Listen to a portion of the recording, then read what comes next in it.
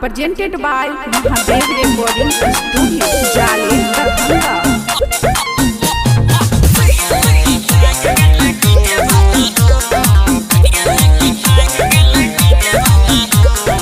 Mixed by Sundar Divana.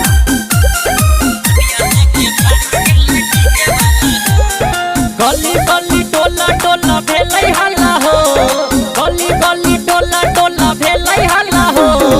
कनिया लेके भाग गेलै डीजे वाला हो, कनिया लेके भाग गेलै डीजे वाला हो।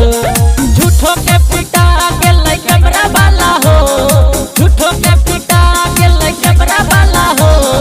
कनिया लेके भाग गेलै डीजे वाला हो, कनिया लेके भाग गेलै डीजे वाला हो। Music by Rohit Dixit.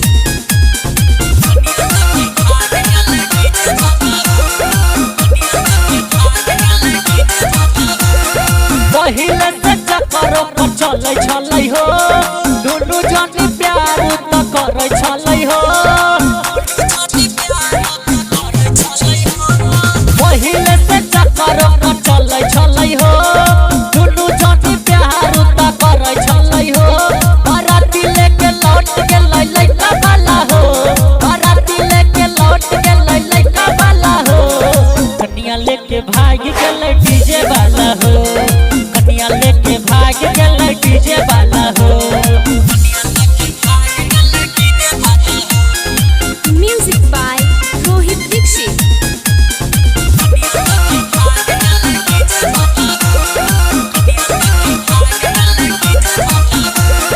बाप के देलकै पगड़ी गिराई, सुंदर दीवाना की कहियो हो भाई।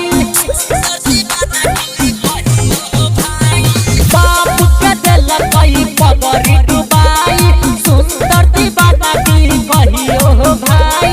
केलकै जुर्माना सुन टेंट वाला हो, केलकै जुर्माना सुन टेंट वाला हो।